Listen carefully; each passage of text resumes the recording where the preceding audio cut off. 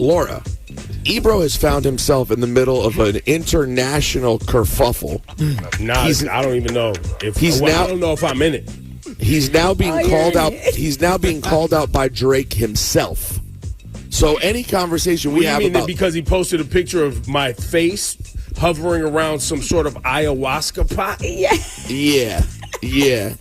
Saw the faces of you around the ayahuasca.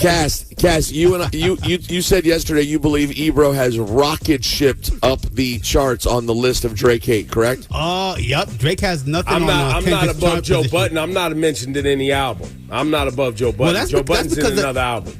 That's probably because the album was already finished by the time this happened. If not, I think you would have been in there.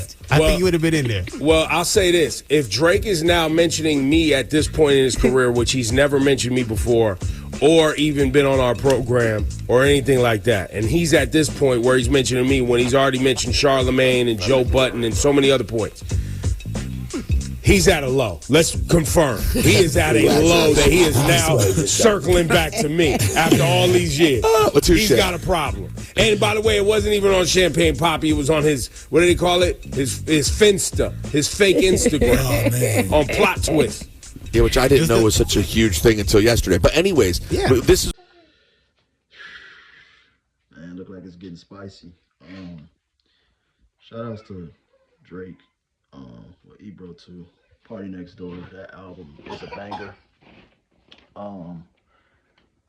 My favorite is obviously Give Me a Hug, but I like the album, bro. It give you that old Drake sound, the Marvin's Room, and then I like it because he's actually rapping. I'm more of a rapping red button Drake. I'm really not a Drake with the melodies guy, but I mess with it. But yeah, Ebro, man, he said some stuff on this one. Y'all know he called Drake a sickness. I thought that was kind of weird and kind of crazy, but he elaborated on what he said, and I ain't gonna lie, he kind of makes some points. There wasn't no bars towards him because the album was out, but like he said, if that is where he's going, which he's never said nothing about him before, then that shows he's at a low of a low, and I kind of can't disagree with that because he never said nothing about him before, like he said. So if that's what he do, I mean, Ebro got a good point on that one, but he started talking spicy towards this part. Let me let y'all check that out. Call him and his fans all kind of, what. Check this out, though. Drake is a proxy. And I said that in the audio. And for his bitch ass fans, and let me go a step further, and his bitch ass, to not hear what I just said right there and understand what I said and think you're gonna punk me on social media by trying to take it out of by trying to take it out of context, y'all could get the button.